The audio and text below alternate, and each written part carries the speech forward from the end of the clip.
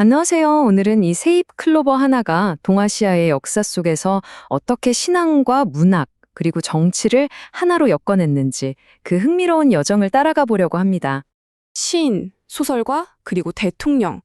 전혀 상관없어 보이는 이 세 사람을 연결하는 고리가 바로 이 세잎 클로버, 샴록이라면 믿으시겠어요? 모든 이야기는 일본의 한 대학 교정에서 발견된 이 작은 상징에서부터 시작됩니다. 네, 이곳은 바로 도시샤 대학인데요. 이 학교의 공식 엠블럼이 바로 세잎 클로버입니다. 그냥 예쁜 식물이라서 선택한 게 아니고요. 기독교의 핵심 교리인 성부, 성자, 성령의 삼위일체를 상징하기 위해 채택된 거라고 해요. 그런데 이 상징에 아주 특별한 의미를 불어넣은 인물이 있습니다. 바로 이 학교가 배출한 가장 위대한 학생 중 한 명이자 우리에게 너무나 익숙한 이름, 시인 윤동주입니다. 그의 시비가 캠퍼스 한가운데에 서 있는 이유도 바로 여기에 있죠. 그럼 어떻게 연결되는지 좀 더 들어가 볼까요? 윤동주 시인은 종종 삼위일체 신앙의 시인이라고 불리는데요. 그만큼 이 삼위일체라는 개념을 자신의 시세계에 아주 깊숙이 녹여냈기 때문입니다. 이게 정말 흥미로운 지점인데요. 보세요. 그의 대표 시집 제목이 하늘과 바람과 별과 시잖아요. 여기서 하늘은 성부 하나님, 바람은 성령, 그리고 별은 성자 그리스도를 상징하는 것으로 해석됩니다. 정말 놀랍지 않나요? 시집 제목 자체가 그의 신앙 고백이었던 셈이죠. 그의 대표작, 서시를 보면 이런 세계관이 정말 완벽하게 드러납니다. 하늘을 우러르고 별을 노래하는 마음, 이 요소들이 하나로 어우러지면서 모든 죽어가는 것들을 향한 사랑과 연민이라는 깊은 메시지를 우리에게 던져주고 있습니다. 자, 그런데 이 셋이면서 하나라는 사상은 비단 도시시아 대학만의 것은 아니었습니다. 당시 동아시아 전역에 영향을 미치던 더 큰 국제적인 흐름의 일부였어요. 바로 YMCA 운동입니다.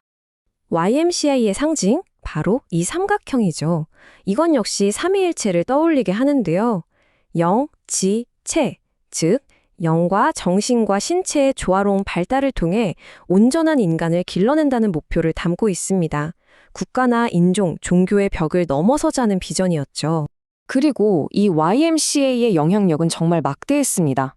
윤동주 시인이 유학 시절 도쿄의 조선 YMCA 회관에 머물렀다는 사실, 그리고 지금의 연세대학교인 연희전문학교가 바로 서울 YMCA 건물에서 시작되었다는 사실만 봐도 알 수 있죠. 그야말로 당시 지식인 사회의 구심점 역할을 했던 겁니다.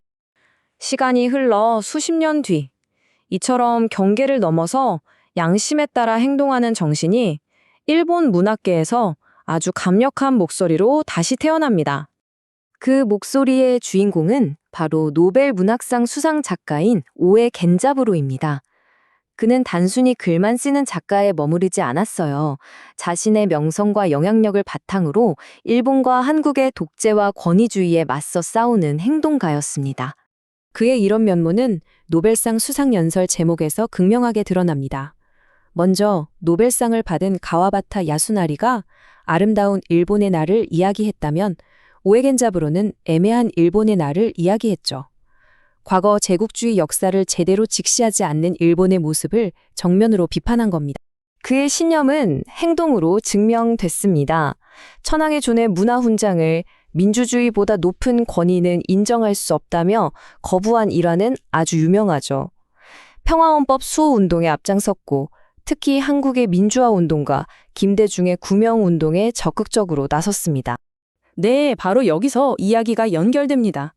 오에 겐자부로라는 일본의 양심적 지식인의 행동이 훗날 동아시아의 역사를 바꿀 한 한국인 정치인의 삶에 결정적인 영향을 미치게 된 거죠. 그가 바로 김대중 전 대통령입니다. 그의 삶은 정말 파란만장했습니다. 도쿄에서 납치당하고 군사정권 아래에서 사형 선고까지 받았죠. 그때 오에 겐자부로를 비롯한 세계 지성인들의 구명운동이 없었다면 역사는 어떻게 됐을까요? 그런 시련을 딛고 일어나 훗날 대한민국 대통령 자격으로 일본 국회 연단에 서게 됩니다. 정말 드라마 같은 이야기죠. 그 역사적인 연설에서 그는 과거의 원한이나 피해를 강조하지 않았습니다. 대신 불행했던 역사를 딛고 화해와 우호를 바탕으로 미래로 나아가자는 메시지를 던졌죠. 자, 그럼 지금까지의 이야기를 한번 정리해 볼까요? 윤동주 시인의 신앙, 오해 겐자부로라는 활동가의 양심, 그리고 김대중 대통령의 용서, 이 세 가닥의 실이 하나로 엮여서 과연 어떤 그림을 만들어낼까요? 그 그림이 바로 심볼 평화라는 개념입니다. 이게 뭐냐면요. 동북아시아에서 진짜 평화를 이루려면 나의 상징, 나의 가치만 옳다고 주장해서는 안 된다는 거예요. 대신 다른 사람, 다른 나라의 상징을 깊이 이해하고 존중하려는 노력에서부터 평화가 시작된다는 뜻입니다. 결국 이 모든 이야기의 핵심은 바로 이것입니다. 작은 세입 클로버에서 시작된 삼위일체의 정신이 국경과 시대를 넘어 윤동주, 오해, 그리고 김대중에게 영감을 주었고 마침내 서로를 이해하는 데서 평화의 길을 찾을 수 있다는 위대한 비전으로 이어진 것입니다. 그리고 이 이야기는 우리에게 마지막 질문을 던집니다. 우리 각자의 삶에서 혹은 우리 사회에서 서로를 가르는 벽을 허물고 이해의 다리를 놓을 수 있는 열쇠, 그 상징은 과연 무엇일까요? 한 번쯤 생각해 볼 만한 질문인 것 같습니다.